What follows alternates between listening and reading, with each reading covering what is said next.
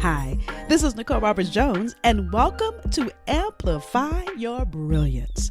What I know for sure is that one of life's greatest gifts will meet you when you go after your more. And so here is where I share with you thought-provoking insight and behind-the-curtain conversations with women who have reached the pinnacle of success because they went after their more. And I really want you to get this. One idea from these episodes can make a remarkable difference, not just in your business, your career, but in your life. Also, make sure you join the conversation in our Facebook group. Go to thebrilliancetribe.com. Now grab your pen as we begin today's session of Amplify Your Brilliance. Hello, everyone, and welcome to this episode of Amplify Your Brilliance. I'm beyond excited to introduce to you the superconnector herself, and her name is Sheena Collier. Now, Sheena is a convener, a strategic planner, and like I just said, a superconnector. She's a founder or the founder and CEO of the Collier Connection.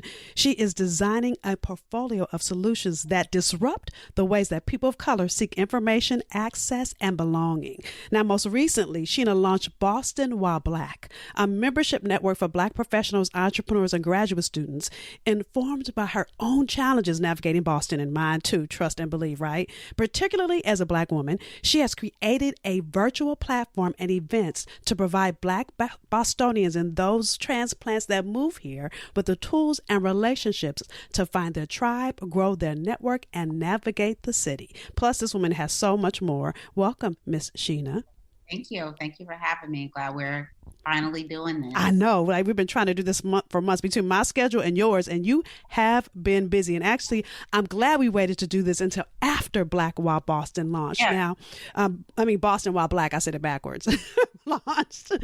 And first, let's talk a little bit because, you know, the thing that I love about you, Sheena, is that you never settle for where you are. You're always going after what's next, which is why I do this podcast, because so many women get to a place where it's great from on the outside, but there's so much more for them, right? Yep. So let's talk about that place for you, because you had a cushy role in the Boston Chamber of Commerce, right? And I know you started that position for the same reason you started Boston While Black. I'm probably going to say it backwards 20 That's times. Right. Everybody does. So talk to us about that rumble inside of you that made you even want to go after just even being with the chamber. Yeah. So, well, one, thank you for having me. And I always love chatting with you. And, you know, like you said, I'm actually glad that this worked out. Everything happens how it's supposed to. Right. So, you know, so I moved to Boston 16 years ago, and my master's is in education. So most of my career was actually in education and community organizing. But around 2016, I started to feel this literally like a rumble. I'm very like psychosomatic, like everything I'm feeling, I feel it in my body. And I was working in a nonprofit. I was leading this multi-million-dollar Department of Education grant at a nonprofit in Roxbury, but I wasn't feeling good about the sector that I was in. So what happens a lot in the nonprofit space, you see nonprofits that end up chasing funding, and you're in this constant cycle where I was experiencing, like, it was hard to focus on the work that we needed to do and the families we needed to serve, because we were always like writing the next proposal or just to stay open. Right. Yep. And I know that worked too, because I started with nonprofit. And the thing to me that didn't feel good is I spent so much energy, like you just said, on making sure funding's in. It's like, I'm too tired to focus on transformation now. Right. And then at that time as well, what was happening in philanthropy, I'm not sure if this is still the case, is foundations are moving away from doing general operating grants, and they only want to fund programs. So you have organizations that are almost like making up programs just to be able to get funding. Right. Instead of just like being able to pay for their general back of the house stuff. So that was really bothering me. And I was like, you know, we're jumping through all these hoops for people that are not even really in touch with the work we actually do. And they're getting to dictate how we work with our families. And so, you know, I was feeling that anxiety. as you mentioned, I call myself a superconnector and truly believe in the power of relationships. Mm-hmm. A friend of mine who I'd met probably 10 years prior, who didn't even know this was happening for me, happened to recommend me for a leadership program at Harvard Business School. And I came here to go to Harvard Ed School, had never stepped foot on the business school campus. Like it couldn't be more separate to me. Right. In the education space, you're taught like business is evil. Like you're trying to like right all the wrongs of business. Right. So, but I went to this leadership program for a week, totally changed my life, like changed my outlook on what I was here to do. And let me just stop you right there first, because I love how, and listen, she's going over this really like nothing, to shift from education to business, to shift your whole mindset, right? And I love that you said, when you're working in one modality, it's as if the other one's evil or doesn't get it. And it's not even that. It's just that maybe the lens that you're looking through in one area is totally different than the lens you might get when you look at it from the other area. Yeah. And we are, I feel like, educated in these siloed ways that doesn't really take into account ways that, we all play a part, particularly when you get to racial and social justice, which is a lot of what I've focused on. So what I learned in this program in particular was about social entrepreneurship. It wasn't a term that I knew. I didn't know anything about like public benefit corporations. Like it just wasn't even part of my vocabulary. And so I left there like, oh, I can make money and do good. Like, wow. Right. People in the education space, I would say, in nonprofit are brought up with that kind of starving artist mentality. Yeah. That you can't be doing good. Like then that means you're not really down for the people, if you're healthy. I know, and that's sad. And you and I we've never even had this conversation. So we're having it online, live, because I worked in nonprofit too. And I felt like I stayed on the struggle bus. And I could say that now, right? But I felt like I was always robbing Peter, Paul, and Mary to pay Paul, right? Yep. Not just Peter. I was robbing 3 people so I could pay Paul. And then when I would pay Paul, it's like, Paul, but you're only doing 5% of the need. You're only addressing 5%. Where's the other 95%? Yeah. No, it's I think rooted in a lot of ways that we're just taught that, be good has to be, you have to not be doing good personally. And it actually makes no sense, because if you are not healthy mentally, financially, physically, you really are not offering your best to people. So exactly, I learned about that. I didn't really have a place to put these new feelings, but I just had this awakening. And someone that I had met in the program who was also in Boston, et cetera, ended up connecting me to the Chamber of Commerce. I started to voice these concerns I was having to anyone that would listen. And this is not even an exaggeration. I had lost touch with her for like a couple weeks or months or so, maybe a couple weeks. And one night I went to bed and I was like, you know what? I need to reach out to her tomorrow to let her know, just update her on what I'm doing. I woke up the next morning to an email from her. She was like, I was thinking about you, and the chamber has this role open. I'm not sure if you would want to take it, but I think you should explore it. And I was like, wow, and so things like that to me are divine. And though it was, like you said, a huge leap, I mean, my whole identity was wrapped up in being an educator and a community organizer. Yeah. And this role at the chamber was around, at that time, it was not the role I ended up being in, but it was around strategic event planning, which I had already started Collier Connection as like a side business. And so she was like, they're looking for someone to help put some strategy to their events. I was just like, I can't, like, I want to do this, but literally I thought like, how are people going to identify me now? Like they know me as in this space. Like I have cachet in this space. I've gotten awards in this space. Right. Am I going to have to now start all over? And that's real. Yeah. And somebody out here needed to hear that, because somebody that's listening to this right now has an opportunity to go to something and do something that is going to expand your territory, right? And the only reason I'm saying that, Sheena, and I love that you went all the way back to start at the beginning, because again, I didn't realize how much we had in common. So for me, I taught nonprofit management. I ran a nonprofit, right? And so what shifted for me, and this is real talk, the speaker of the state of California wanted to have me look at this program, helping shift programming for a program for the city. Friday. That one check was 3 times what I ever got for a nonprofit. I said, well, hold. So you mean that this brilliance that I learned in nonprofit actually works for profit?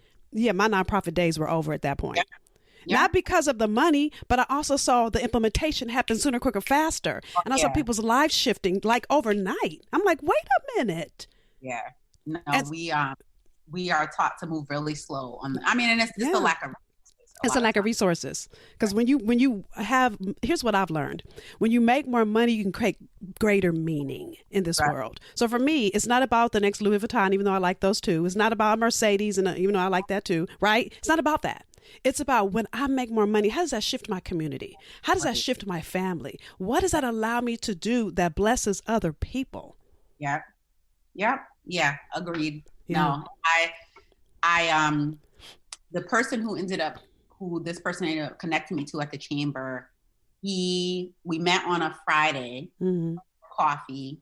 We both determined, we met for a half an hour or less. We both determined in that time that I was overly qualified for this position he was hiring for. However, he was like, you know what? I'm just going to create a position. Like I've asked around about you. I know you have a great reputation. I think you would bring a lot. So I'm just going to create something. And here's the thing, had you not even entertained it, that creation would have never happened. Had you said, hey, I'm not doing that. That's outside of what I do. Yeah, it was. So this was a Friday. He was like, can you let me know by Monday? And I was like, well, no, but I can let you know by the following Monday. So essentially within 10 days, I had to decide if I was going to leave this job that, by the way, I had left DC. I had left Boston and moved to DC for 2 years. I came back for this job. It was like my dream job. At the time, I felt like it was my dream job. And so, and I'm just a super, super loyal and responsible person. Every job I've left, I let them know like 2 months in advance, like I'm always like, just a heads up, I'm going to be leaving. So it was a big decision. And again, it was a big part of my identity was the work that and I've always been like that. Right. So in the next 10 days, I had to decide what I was going to do. Obviously I decided to leave, but I went through this whole writing down. I'm big on lists. So I wrote down like pros and cons. I had to write out like, what do I actually want? And is what I want to contribute to the world tied to a job? Like, is it tied to a specific role or is it more tied to me? I can bring that anywhere I go. And so I made that leap. I did because of what I just said about being loyal. I actually gave them like 4 months. So what I did for 4 months is I worked part-time at both places. Wow. And I was, because I just wanted to finish out the year with them. I was, again, the head of a multi-million-dollar initiative, and the organization was actually going through other challenges and transitions. So I didn't want to add to it right away. But here's the thing too, Sheena, that speaks to who you are as a connector, as a relationship builder, because you weren't going to burn a bridge. Right. Yeah. And you wanted to keep both the relationships intact. And I'm bringing that up because so many people just forget that at the end of the day, these are people that work in these positions. Yeah. And it's all about relationship. And one real quick story that you just reminded me of. So that same speaker, state of California, did that one-off as a consultant, right? That one-off job that changed everything. And he looked at me and said, wait a minute, what else do you do? Let me help you. Now, listen, I didn't realize this was going to happen, but this is such a story that speaks to connection. So I go he says, come to my office, let's have a meeting. So set up a meeting, get there. You go to the reception desk. The receptionist tells his assistant, I'm here. The receptionist walks me back to his assistant's office. I get to his assistant's office, and there's a woman in her office. And she goes, she introduces me to the woman. She goes, Nicole, I'll be right back. Let me walk her out. She comes back to her office. She goes, Nicole, you don't remember that woman? I'm not saying names on purpose, right? And I said, no. Now, mind you, my previous career before I left to start this nonprofit work, I worked in the entertainment industry. This woman said, Nicole, that was my sister. My sister was a comedian. My sister had been applying to speak at this comedy room you used to manage. She said, and every week she'd apply and get a no. And so when she asked you why, you said to her, and she quoted what I said. She said, do you want me to tell you the truth, or you really want to know? And I said it really nice. And she said, tell me the truth. She said, you're really, really great. You're organized. She said, you highlighted all the stuff she was great at. She said, but you're not funny. She said, here's what you could do. Help all the rest of these comedians get their lives together and help them organize. She said she stopped that and she started managing comedians, and her life is not the same. She said, so you don't need to meet with the speaker. How much money do you need? His assistant wrote the check for me. And I'm only saying that because it's the power of relationship. Had I been, not nice to that woman that still don't remember her name to this day, but I remember the assistant's name, right? Because you never know what could happen. I'm in a whole different industry now. and yet that reputation preceded me. Yeah. People will give you a lot of grace. They will create opportunities for you if they like you, and I don't mean like you, like you're their friend, but that they respect you and know that you are a person of your word and have integrity. And that is, my reputation is what has carried my whole career. Yeah. And even jobs that I didn't like, I can still go back and ask for a recommendation from a boss because I still did it in a respectful way. I was honest with them. But for a lot of places I've worked, I've helped, I've sent people to them since, or I even think sometimes giving people shy away from this, but I give people very honest, direct feedback, and I think that they respect it. I'm not disrespectful, but I'm upfront with them. And I with my team now for Boston While Black, I always say I'm lovingly firm. Yep. And I'm going to tell you the truth because the truth is going to help you, but it's all in how you say it. And guess what? That woman, I had told her the truth, but here's what I've also learned. You want to do feed forward instead of feedback. So you do feed forward, you give them all the pluses first before you tell them, girl, this ain't, right? Which is what I did. I told her all the things she was great at. Yeah. Before I said, but you ain't funny. If I would have just said you're not funny up front, it would have been a stinging moment. Right. We're going to stop here and take a quick commercial break, and we'll be back for more. Have you realized that you've been building someone else's $1 billion brand, and there's a $1 billion brand in you?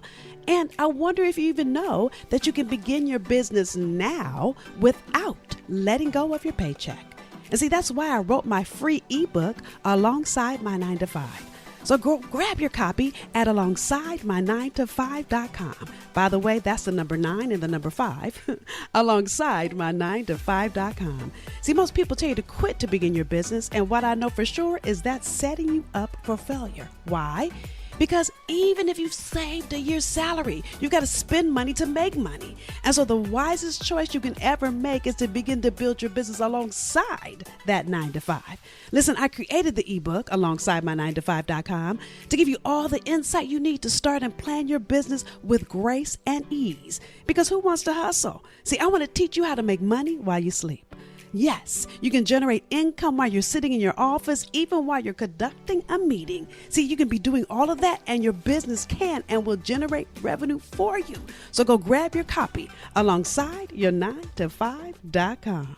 The thing that I think is so powerful about your story is every step, although it looked scary, although you weren't sure if it was a fit, it expanded you and you still said yes in the midst of it, even though you didn't know it was going to expand you in ways that it did.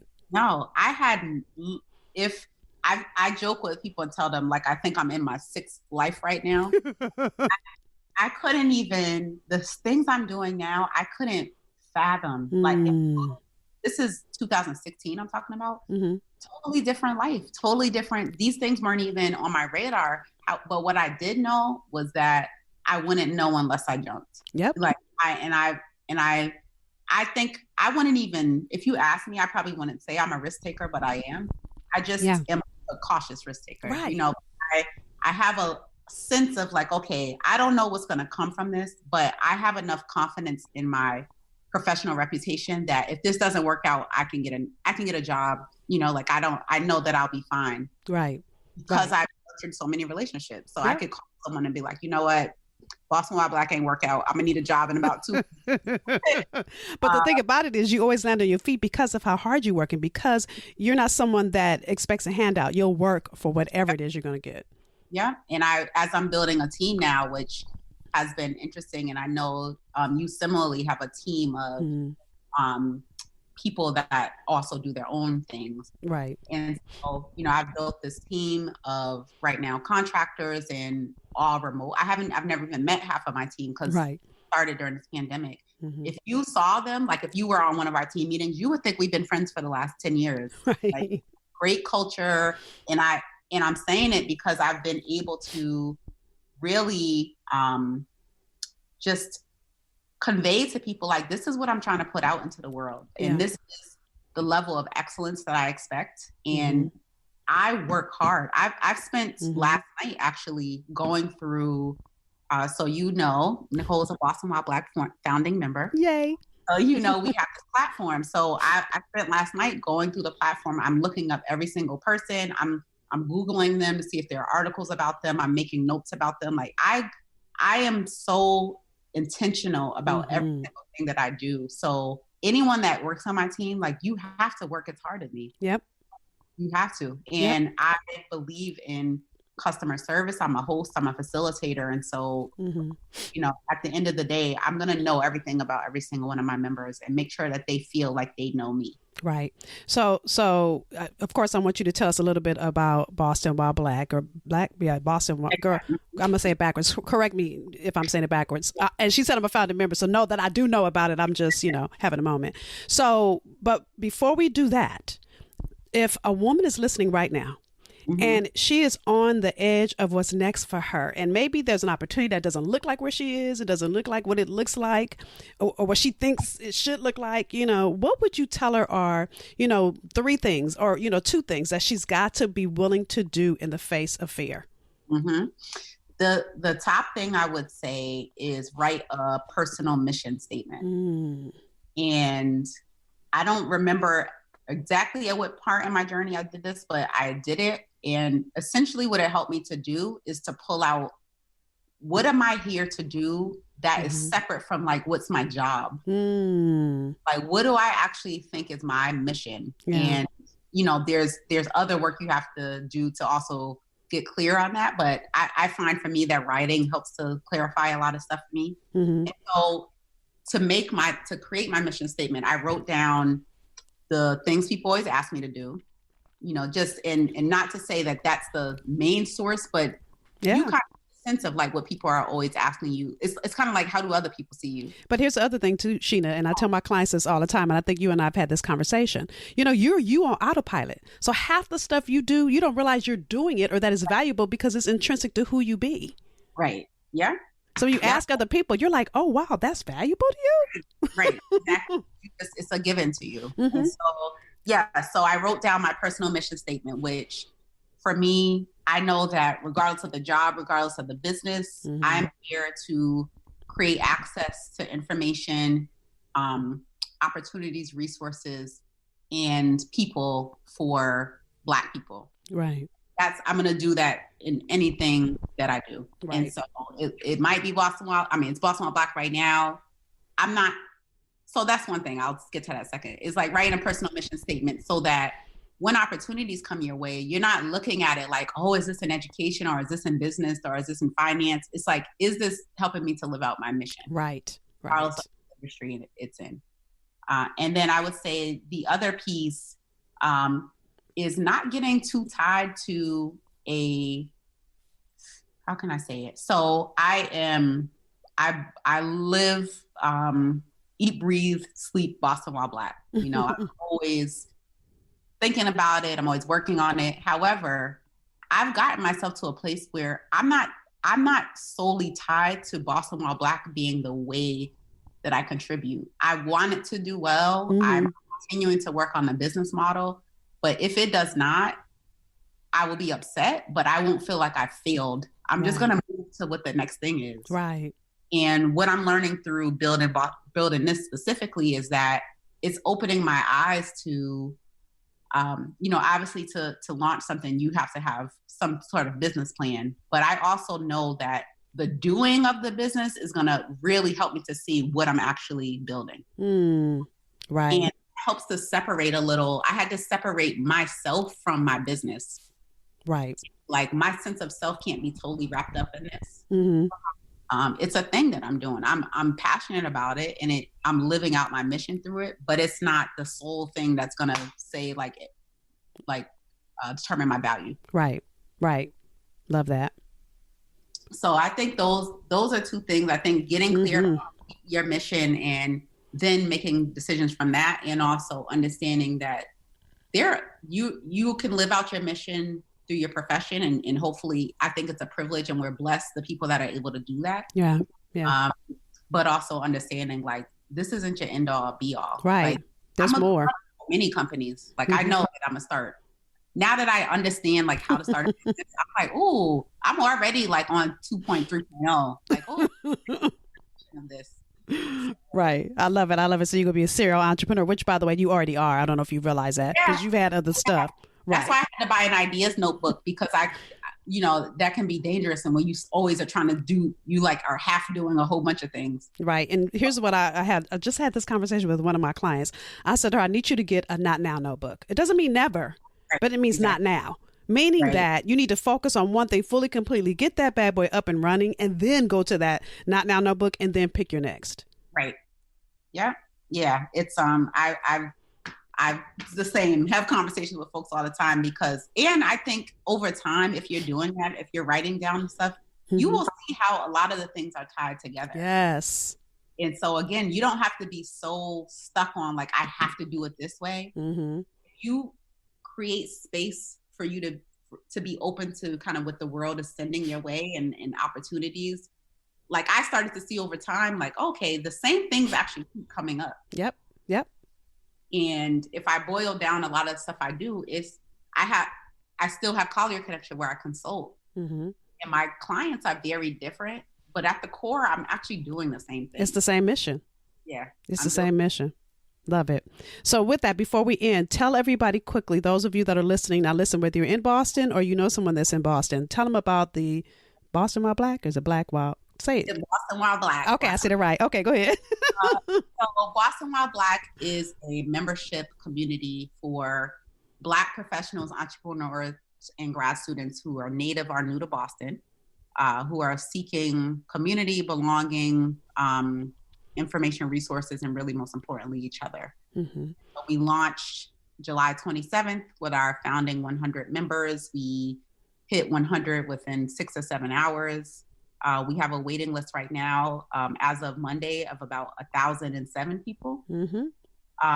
And that's continuing to grow. And what we're trying to create is this easy to access social kind of infrastructure for people as they move to the city or want to grow within the city, and shift the way that Black people contribute to, engage with, and are valued in Boston. And so we offer our members, we have an actual platform, like I mentioned, but we also are starting to offer virtual events in September.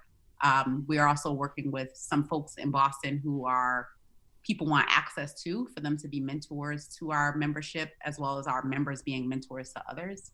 And as we'll see where the world goes and when we get back to in-person, but we also want to have actual physical spaces like social clubs, where people can actually see and connect with each other. And Boston, as of right now, is just the first place. My hope is to grow this to other cities. Yeah. And it's especially needed here because, being a transplant, right? And Sheena and I talked about this when someone connected us to each other, speaking of connection, for this very reason, that I travel so much that I'm not here that much. So I'm not connected to Boston at all. Although in the last few months, thanks to Corona, I've been at home, which has been great. So what I know is when you move here from out of state, it's just hard to connect. And so what this platform is that you created, right? And it's a multi-dimension platform. It speaks to a need. And so that's why you have the 1,000+ people on the waiting list, and so I'm only bringing that up because if you're listening in and you aren't on the waiting list, tell them the website to get on the waiting list. Yes, bostonwildblack.com. You can learn more about what we offer. You can get on the waiting list. And also if you are a corporation or are connected to companies, there's also a space for them to reach out as well. We're looking to partner with companies who understand the importance of elevating Black voices. Yeah, and especially when you have Black and brown folks moving into Boston, how you keep them here is connecting them to the community. So important. So, and that's, as we talked when we first met, that's the thing, is that how do you keep people here? For me, I wanted to do more here because I live here, and obviously I'm not moving anywhere. I've been here for 16 years now. So same with you. So thank you, Sheena, for all you are. Thank you for standing in the gap. Thank you for doing all you do afraid. And thank you for being a light on the path for other folks to come behind you. I appreciate you. Thank you. I appreciate that. Thank you for joining us for this episode of Amplify Your Brilliance. Now, I want you to walk away from these sessions with value, so answer either one or all three of these questions. Number one, what was your greatest takeaway? Number two, what will you do different as a result of what you heard? See, you may have heard something you've already heard, or you may have learned something new. Either way, don't take the insight that was shared with you for granted. So commit to doing one thing different as a result of what you heard. Number three, what was confirmation for you? What did you hear that confirmed you're on the right path? See, I want you to take a moment and celebrate you. Too often in our journey, we focus on what we're not doing and we forget to celebrate what we are doing. So I want you to share with us something that showed you that you're on the right path. Now again, share. Share either answer number one, what was your greatest takeaway? Number two, what will you do different? Or number three, what was confirmation for you? And share it in our Facebook community. Go to thebrilliancetribe.com and use the hashtag Amplify Your Brilliance. See, each experience we encourage, support, and celebrate as a community. It allows us to expand in possibility and wisdom, in encouragement and love. Now, we've invited you into this community to deepen our journey with being the answer somebody needs and being committed to your next level. So until the next time, be extraordinary, be unapologetic, be bodaciously you, go and amplify.